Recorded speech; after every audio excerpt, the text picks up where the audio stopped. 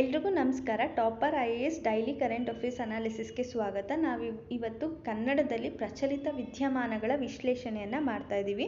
So ಇಲ್ಲಿ ನಿಮಗೆ ತುಂಬ ಇಂಪಾರ್ಟೆಂಟ್ ಆಗಿರುವಂಥ ಒಂದು ರೂಲ್ಸ್ ಬಗ್ಗೆ ಮಾತಾಡ್ತಿದ್ದೀವಿ.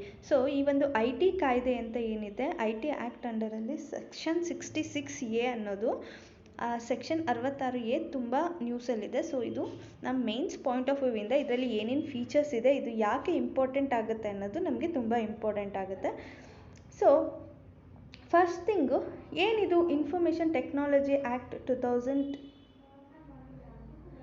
ಅಂದರೆ ಈ ಒಂದು ಅಂದರೆ ಮಾಹಿತಿ ತಂತ್ರಜ್ಞಾನ ಕಾಯ್ದೆ 2000. ಸೊ ಈ ಒಂದು ಆ್ಯಕ್ಟ್ ಅಂಡರಲ್ಲಿ ಇಂಡಿಯನ್ ಪಾರ್ಲಿಮೆಂಟ್ ಏನು ಮಾಡ್ತಿದೆ, ಸೈಬರ್ ಕ್ರೈಮ್ ಮತ್ತು ಎಲೆಕ್ಟ್ರಾನಿಕ್ ಕಾಮರ್ಸ್ ಬಗ್ಗೆ ಡೀಲ್ ಮಾಡ್ತಿದೆ. ಸೊ ಅಂದರೆ ಭಾರತೀಯ ಸಂಸತ್ತು ಏನಿದೆ, ಒಂದು ಭಾರತೀಯ ಸಂಸತ್ತು ತಂದಿರುವಂಥ ಆ್ಯಕ್ಟ್ ಆಗಿದ್ದು, ಇದು ಸೈಬರ್ ಕ್ರೈಮ್ ಮತ್ತು ಎಲೆಕ್ಟ್ರಾನಿಕ್ ವಾಣಿಜ್ಯದ ಬಗ್ಗೆ ಇದು ವ್ಯವಹರಿಸ್ತಿದೆ. ಸೊ ಈ ಒಂದು IT ಕಾಯ್ದೆಗೆ ಯಾವ್ಯಾವ ಆ್ಯಕ್ಟ್ ಸಪೋರ್ಟ್ ಮಾಡ್ತಿದೆ, ಈ ಒಂದು IT ಕಾಯ್ದೆ ಅಡಿ ಏನೇನು ಬಂದಿದೆ ಅಂದರೆ, ಈಗ ಮಧ್ಯವರ್ತಿ ಮಾರ್ಗಸೂಚಿ ನಿಯಮಗಳು 2011.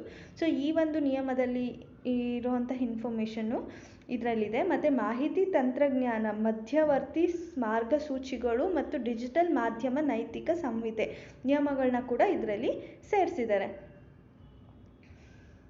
ಸೊ ಏನಿದು ಸೆಕ್ಷನ್ 66 IT ಕಾಯ್ದೆ ಅಡಿ ಅಂತ ಬರುವಂಥ ಸೆಕ್ಷನ್ 66A, ಇದು ಏನಕ್ಕೋಸ್ಕರ ತೊಗೊಂಡು ಬಂದಿದ್ದಾರೆ ಅಂದರೆ, ಈಗ ಫಾರ್ ಎಕ್ಸಾಂಪಲ್ ಯಾವುದೇ ಒಬ್ಬ ವ್ಯಕ್ತಿ ಆಗಿರ್ಬೋದು, ಆ ವ್ಯಕ್ತಿ ಕಂಪ್ಯೂಟರ್ ಸಂಪನ್ಮೂಲನ ಯೂಸ್ ಮಾಡಿಕೊಂಡು ಅಥವಾ ಸಂವಹನ ಸಾಧನವನ್ನು ಬಳಸ್ಕೊಂಡು ಆಕ್ರಮಣಕಾರಿಯಾಗಿರುವಂಥ ಒಂದು ಮಾಹಿತಿಯನ್ನು ಅಥವಾ ಬೆದರಿಕೆಯನ್ನು ಸೃಷ್ಟಿ ಮಾಡುವಂಥ ಒಂದು ಮಾಹಿತಿಯನ್ನು ಬೇರೆಯವರಿಗೆ ಕಳಿಸೋದು, ಅದು ಶಿಕ್ಷಾರ್ಹ ಅಪರಾಧ ಆಗಿದೆ. ಯಾವುದರ ಅಡಿಯಲ್ಲಿ ಅಂದರೆ, ಮಾಹಿತಿ ತಂತ್ರಜ್ಞಾನ ಕಾಯ್ದೆ 2000 ಸೆಕ್ಷನ್ 66A ಅಡಿಯಲ್ಲಿ ಯಾವುದೇ ವ್ಯಕ್ತಿ ಕಂಪ್ಯೂಟರ್ ಸಂಪನ್ಮೂಲ ಅಥವಾ ಸಂವಹನ ಸಾಧನವನ್ನು ಯೂಸ್ ಮಾಡಿಕೊಂಡು ಸಂಪೂರ್ಣ ಆಕ್ರಮಣಕಾರಿಯಾಗಿರುವಂಥದ್ದು ಅಥವಾ ಬೆದರಿಕೆಯ ಮಾಹಿತಿಯನ್ನು ಯಾರಿಗೆ ಅದನ್ನು ಯಾವ ರೀತಿಯಿಂದ ಕಳಿಸಿದ್ರೂ ಅದನ್ನು ಶಿಕ್ಷಾರ್ಹ ಅಪರಾಧ ಅಂತ ಕನ್ಸಿಡರ್ ಮಾಡಿ ಅವರಿಗೆ ಶಿಕ್ಷೆನ ನೀಡಲಾಗುತ್ತೆ. ಈ ನಿಬಂಧನೆ ಏನು ಮಾಡುತ್ತೆ ಅಂದರೆ, ಈಗ ಕಿರಿಕಿರಿ ಅಥವಾ ಅನಾನುಕೂಲತೆ, ಅಪಾಯ, ಅಡಚಣೆ, ಅವಮಾನ, ಗಾಯ, ಕ್ರಿಮಿನಲ್ ಬೆದರಿಕೆ, ದ್ವೇಷ ಮತ್ತು ಕೆಟ್ಟ ಇಚ್ಛೆಗಾಗಿ ಸುಳ್ಳು ಸುದ್ದಿನ ಮತ್ತು ತಿಳಿದು ಸುಳ್ಳು ಮಾಹಿತಿಯನ್ನು ಬೇರೆಯವರಿಗೆ ನಿರಂತರವಾಗಿ ಉದ್ದೇಶಪೂರ್ವಕವಾಗಿ ಕಳಿಸ್ತಿರ್ತಾರಲ್ಲ, ಅಂಥವ್ರಿಗೆ ಶಿಕ್ಷೆ ನೀಡೋಕ್ಕೋಸ್ಕರನೇ ಈ ಒಂದು ಆ್ಯಕ್ಟನ್ನು ತೊಗೊಂಡು ಬಂದಿದ್ದಾರೆ.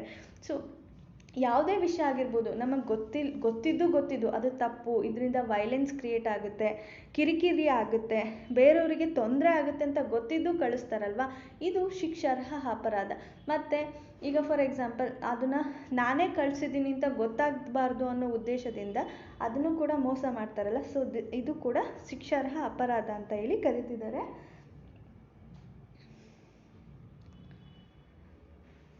ಸೊ ಈ ಒಂದು ಕಿರಿಕಿರಿ ಅಥವಾ ಅನಾನುಕೂಲತೆಯನ್ನು ಉಂಟು ಮಾಡೋ ಉದ್ದೇಶಕ್ಕೋಸ್ಕರ ಈಗ ಎಲೆಕ್ಟ್ರಾನಿಕ್ ಮೇಲ್ ಸಂದೇಶನ ಯೂಸ್ ಮಾಡ್ಕೊಳ್ಬೋದು, ಅಥವಾ ಯಾರು ಕಳಿಸಿದ್ದಾರೆ ಅನ್ನೋದನ್ನು ಗೊತ್ತಾಗ್ದಲೇ ಇರೋ ಥರನೂ ಮಾಡ್ಬೋದು, ಅದನ್ನು ಕೂಡ ಮೋಸ ಮಾಡ್ಬೋದು, ಅಥವಾ ದಾರಿ ತಪ್ಪಿಸ್ಬೋದು. ಸರಿ ದಾರಿಯಲ್ಲಿ ನಡೀತಾ ಇರೋರಿಗೂ ಕೂಡ ಸುಳ್ಳು ಸುದ್ದಿನ ಕೊಟ್ಟು ಅವರನ್ನು ಕೂಡ ದಾರಿ ತಪ್ಪಿಸ್ಬೋದು. ಸೊ ಈ ಥರ ಮಾಡುವಂಥದ್ದನ್ನು ಕೂಡ ಈ ಒಂದು ಸೆಕ್ಷನ್ 66A ಅಂಡರಲ್ಲಿ ಶಿಕ್ಷಾರ್ಹ ಅಪರಾಧ ಅಂತ ಕನ್ಸಿಡರ್ ಮಾಡ್ತಾರೆ. ಸೊ ಈ ಒಂದು ವಿಭಾಗದಲ್ಲಿ ಈಗ ಫಾರ್ ಎಕ್ಸಾಂಪಲ್ ಈಗ ಅಸ್ಪಷ್ಟ ಅಥವಾ ನಿರಂಕುಶ ಪದಗಳನ್ನ ಯೂಸ್ ಮಾಡಿದ್ದಾರೆ ಇದರಲ್ಲಿ. ಸೊ ಇದರಿಂದ ಏನಾಗ್ತಿದೆ, ವೈಯಕ್ತಿಕ ಮತ್ತು ರಾಜಕೀಯ ಸ್ವರೂಪಕ್ಕೂ ಕೂಡ ಇದು ತುಂಬ ತೊಂದರೆನ ಕೊಡ್ತಿದೆ. ಸೊ ಅಂದರೆ ದುರುಪಯೋಗ ಪಡಿಸ್ಕೊಳ್ತಿದ್ದಾರೆ. ಈಗ ಇದರಲ್ಲಿ ಕರೆಕ್ಟಾಗಿ ಡಿಫೈನ್ ಮಾಡಿಲ್ಲ. ಸೊ ಯಾವ ರೀತಿ ಇದು ರೂಲ್ಸ್ ಅಪ್ಲಿಕೇಬಲ್ ಆಗುತ್ತೆ ಅನ್ನೋದನ್ನು ಕರೆಕ್ಟಾಗಿ ಡಿಫೈನ್ ಮಾಡದೇ ಇರೋದ್ರಿಂದ ಇದನ್ನು ಬೇರೆ ಯಾರಿಗೆ ಹೆಂಗೆ ಬೇಕೋ ಆ ರೀತಿಯಾಗಿ ಅದನ್ನು ದುರುಪಯೋಗ ಪಡಿಸ್ಕೊಳ್ತಿದ್ದಾರೆ ಅಂತ ಹೇಳ್ತಿದ್ದಾರೆ. ರಾಜಕೀಯ ವ್ಯಾಖ್ಯಾನ ಇರ್ಬೋದು, ಇಲ್ಲ ಹಾಸ್ಯ ಇರ್ಬೋದು.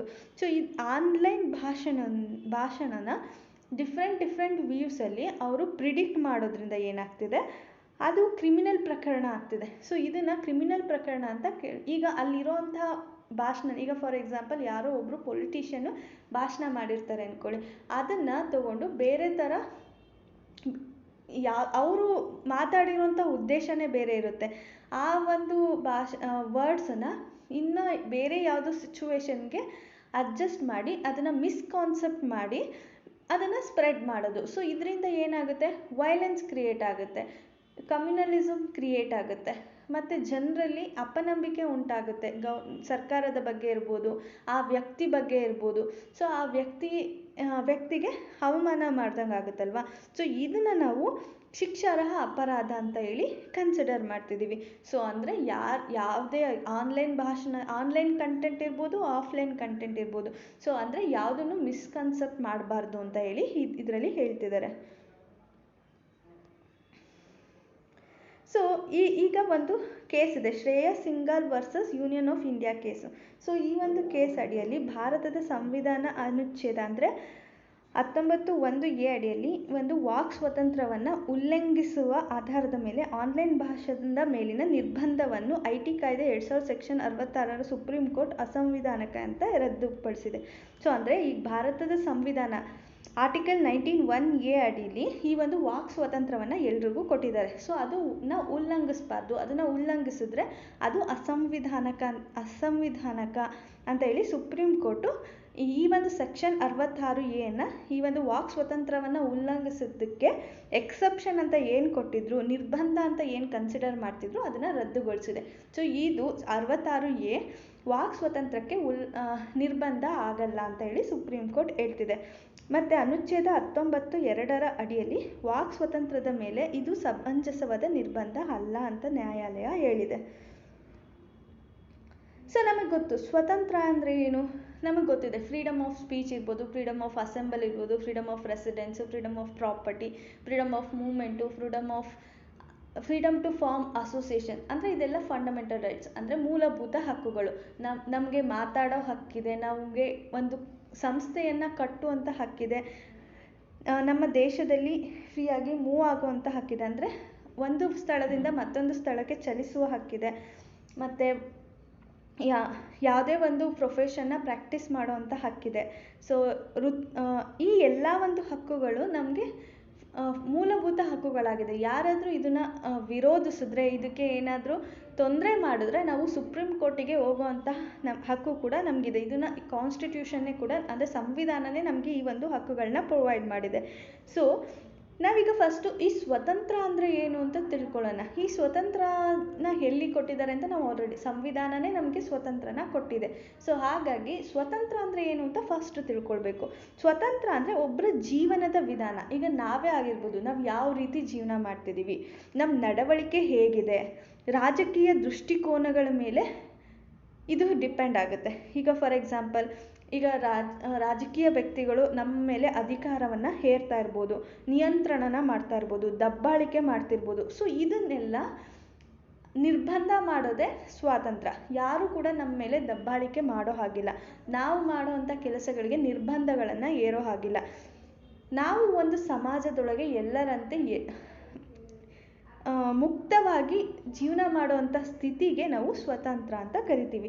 ಸ್ವತಂತ್ರದ ಪ್ರಾಮುಖ್ಯತೆ ಏನು ಅಂದರೆ, ಈಗ ಸ್ವತಂತ್ರದಲ್ಲಿ 3 ಥರ ಇದೆ. ಈಗ ಇಂಡಿವಿಜುವಲ್ ಫ್ರೀಡಮ್ ಅಂದರೆ ವ್ಯಕ್ತಿಗತವಾದ ಸ್ವಾತಂತ್ರ್ಯ ಇರ್ಬೋದು, ಸಮಾಜದಲ್ಲಿ ಸಿಗುವಂಥ ಸ್ವಾತಂತ್ರ್ಯ ಇರ್ಬೋದು, ಇಲ್ಲ ರಾಷ್ಟ್ರ ಮಟ್ಟದಲ್ಲಿ ಸಿಗುವಂಥ ಸ್ವಾತಂತ್ರ್ಯ ಇರ್ಬೋದು. ಇಂಡಿವಿಜುವಲ್ ಸ್ವಾತಂತ್ರ್ಯ ಅಂದರೆ ಈಗ ವ್ಯಕ್ತಿಗತವಾಗಿ, ಈಗ ನಾನು ಅಂತ ಕನ್ಸಿಡರ್ ಮಾಡಿದಾಗ ನನಗೆ ಬೇಕಾಗಿರುವಂಥ ಕೆಲವೊಂದು ಬೇಸಿಕ್ ನೆಸೆಸಿಟೀಸ್, ಈಗ ನನಗೆ 3 ಟೈಮ್ ಊಟ ಬೇಕು, ಒಂದು ಕೆಲಸ ಬೇಕು, ಇಲ್ಲ ಏನೋ ಬೇಕು. ಸೊ ನಾನು ಏನು ಬೇಕಂತ ಬಯಸ್ತೀನೋ ಅದನ್ನು ಮಾಡೋ ಅಂಥ ಸ್ವಾತಂತ್ರ್ಯ. ನನಗೆ ಯಾರೂ ನಿರ್ಬಂಧ ಹೇರೋ ಹಾಗಿಲ್ಲ, ನಾನು ಇದು ಮಾಡಬಾರ್ದು ಅದು ಕೆಲವೊಂದು ಎಕ್ಸೆಪ್ಷನ್ ಇರುತ್ತೆ. ಈಗ ನಮ್ಮ ದೇಶಕ್ಕೆ ಅದು ನಮ್ಮ ದೇಶಕ್ಕೆ ಹಾರ್ಮ್ ಮಾಡೋ ಥರ ಇದ್ದಾಗ, ಇಲ್ಲ ಪಬ್ಲಿಕ್ಕಿಗೆ ಹಾರ್ಮ್ ಮಾಡೋ ಥರ ಇದ್ದಾಗ, ಇಲ್ಲ ಯಾವುದೋ ಒಂದು ಕ್ರಿಮಿನಲ್ ಆ್ಯಕ್ಟಿವಿಟೀಸ್ನ ನಾನು ಮಾಡೋದಕ್ಕೆ ಮುಂದಾದೆ ಅಂದರೆ ಆವಾಗ ಕೆಲವೊಂದು ನಿರ್ಬಂಧಗಳಿರುತ್ತೆ. ಆದರೆ ನಾನು ಮಾಡುವಂಥ ಕೆಲಸದಿಂದ ಯಾರಿಗೂ ಅದು ಹಾರ್ಮ್ ಆಗ್ತಿಲ್ಲ ಅಂದಾಗ ಅದನ್ನು ನಾವು ನಮಗೆ ಸ್ವತಂತ್ರ ಇರುತ್ತೆ, ಅದನ್ನು ಮಾಡುವಂಥ ಪರ್ಮಿಷನ್ ಕೂಡ ಇರುತ್ತೆ. ಸಮಾಜ ದೃಷ್ಟಿಯಲ್ಲಿ ಅಂತ ಕನ್ಸಿಡರ್ ಮಾಡಿದ್ರೆ ಸಮಾಜದಲ್ಲಿರುವಂಥ ಎಲ್ಲ ವ್ಯಕ್ತಿಗಳಿಗೂ ಬದುಕೋ ಹಕ್ಕಿರುತ್ತೆ. ಸೊ ಅಂದರೆ ಪ್ರತಿಯೊಬ್ಬರೂ ಕೂಡ ಅವ್ರದ್ದೇ ಆದಂಥ ಸ್ವತಂತ್ರವನ್ನು ತೊಗೊಂಡು ಬದುಕೋಂಥ ಹಕ್ಕಿರುತ್ತೆ. ಎಲ್ರಿಗೂ ಈಕ್ವಲ್ ಆಗಿ ಟ್ರೀಟ್ ಮಾಡೋದು. ಈಗ ಕೆಲವೊಂದು ಗೌರ್ಮೆಂಟ್ ನೀಡಿರುವಂಥ ಫೆಸಿಲಿಟೀಸ್ ಇರುತ್ತೆ, ಪಬ್ಲಿಕ್ ಪ್ರಾಪರ್ಟೀಸ್ ಅಂತ ಏನು ಕರಿತೀವಿ, ಸೊ ಅದನ್ನು ಎಲ್ರಿಗೂ ಯೂಸ್ ಮಾಡಿ. ಈಗ ಸರ್ಕಾರಿ ಶಾಲೆ ಇರ್ಬೋದು, ಸರ್ಕಾರಿ ಆಸ್ಪತ್ರೆ ಇರ್ಬೋದು, ಈ ಥರ ಇದನ್ನೆಲ್ಲನೂ ಎಲ್ರಿಗೂ ಈಕ್ವಲ್ ಆಗಿ ಪ್ರೊವೈಡ್ ಮಾಡಬೇಕು. ಈಗ ಸರ್ಕಾರಿ ಶಾಲೆಯಲ್ಲಿ ಪ್ರತಿಯೊಂದು ಮಗುನೂ ಕೂಡ ಕಲಿಬೋದು, ಇರ್ರೆಸ್ಪೆಕ್ಟಿವ್ ಆಫ್ ದ ಸ್ಟೇಟಸ್. ಅಂದರೆ ಅವರು ಶ್ರೀಮಂತ ಆಗಿರ್ಬೋದು, ಬಡವ ಆಗಿರ್ಬೋದು, ಜಾತಿ ಲಿಂಗ ಭೇದ ಯಾವುದೇ ರೀತಿಯಾದಂಥ ಭೇದ ಮಾಡ್ದಲೇ ಅವ್ರಿಗೆ ಎಲ್ರಿಗೂ ಈಕ್ವಾಲಿಟಿನ ಕೊಡುತ್ತೆ. ಈವನ್ ನ್ಯಾಷನಲ್ ಲೆವೆಲಲ್ಲಿ ಅಂದರೆ ಎಲ್ಲ ಸಿಟಿಜನ್ಸನ್ನು ಒಂದೇ ಥರ ನೋಡಬೇಕು. ಸೊ ಈ ಥರ ಡಿಫ್ರೆಂಟ್ ಟೈಪ್ಸ್ ಆಫ್ ಸ್ವಾತಂತ್ರ್ಯನ ನಾವು ಇಲ್ಲಿ ನೋಡ್ಬೋದು. ಸೊ ಇದು ಸೆಕ್ಷನ್ 66A ತುಂಬ ಫ್ರೀಕ್ವೆಂಟಾಗಿ ನ್ಯೂಸ್ ಇರೋದ್ರಿಂದ ನಾವು ಇದ್ರ ಮೇಲೆ ಡಿಫೆಂಡ್ ಮಾಡ್ತೀವಿ. ಸುಪ್ರೀಂ ಕೋರ್ಟ್ ಏನು ಹೇಳ್ತಿದೆ, ಸೆಕ್ಷನ್ 66A ಅಡಿಯಲ್ಲಿ ಬರೋವಂಥ ನಿರ್ಬಂಧ ಈ ಒಂದು ಆರ್ಟಿಕಲ್ 19 ಏನಿದೆ, article 19 freedom of speech and expression ಇರ್ಬೋದು, ಎವ್ರಿಥಿಂಗ್. ಸೊ ಇದು ಯಾವುದಕ್ಕೂ ನಿರ್ಬಂಧ ಅಲ್ಲ ಅಂತ ಹೇಳಿ ಇವರು ಹೇಳ್ತಿದ್ದಾರೆ. ಸೊ ಅದಕ್ಕೋಸ್ಕರ ಇದು ನ್ಯೂಸಲ್ಲಿದೆ. ಸೊ ಇದು ಮೇನ್ಸ್ ಪಾಯಿಂಟ್ ಆಫ್ ವ್ಯೂಯಿಂದ ತುಂಬ ಇಂಪಾರ್ಟೆಂಟ್ ಆಗುತ್ತೆ. ನಿಮಗೆ ಇದನ್ನು ಎಕ್ಸಾಂಪಲ್ ಕೊಟ್ಟು ನೀವು ಬರಿಬೋದಾಗುತ್ತೆ. ಅಂದರೆ ಈಗ ಯಾವ ಥರ ಆರ್ಬಿಟರಿ ಆ್ಯಕ್ಷನ್ಸ್ ನಡೀತಿದೆ ಜನರ ಮೇಲೆ ಅನ್ನೋದಕ್ಕೆ ನೀವು ಇದೊಂದು ಎಕ್ಸಾಂಪಲ್ನ ಕೊಡ್ಬೋದಾಗುತ್ತೆ. ಮತ್ತು ಈ ಒಂದು IT ಆ್ಯಕ್ಟ್ ಅಂದರೆ ಸೈಬರ್ ಕ್ರೈಮ್ಸ್ ರಿಲೇಟೆಡ್ ಏನಿರುತ್ತೆ ಅದಕ್ಕೆ ನೀವು ಇದನ್ನು ಎಕ್ಸಾಂಪಲ್ ಕೊಟ್ಟು ಬರೀಬೋದಾಗುತ್ತೆ. Thank you all. ನಿಮಗೆ ಈ ಒಂದು PDF ಬೇಕು ಅಂದರೆ ಟಾಪರ್ IAS ಆ್ಯಪಿಂದ ಡೌನ್ಲೋಡ್ ಮಾಡ್ಕೊಳ್ಳಿ. ನಿಮಗೆ ಈ ಒಂದು ವಿಡಿಯೋ ಇಷ್ಟ ಆಗಿದ್ದರೆ ಲೈಕ್ ಮಾಡಿ, ಶೇರ್ ಮಾಡಿ ಹಾಗೂ ಕಮೆಂಟ್ ಮಾಡಿ. ಟಾಪರ್ IAS ಚಾನಲ್ನ ಸಬ್ಸ್ಕ್ರೈಬ್ ಮಾಡ್ಕೊಳ್ಳಿ ಹಾಗೂ ಅಲ್ಲಿರುವಂಥ ಬೆಲ್ ಐಕನನ್ನು ಒತ್ತಿ for immediate notification. Thank you all.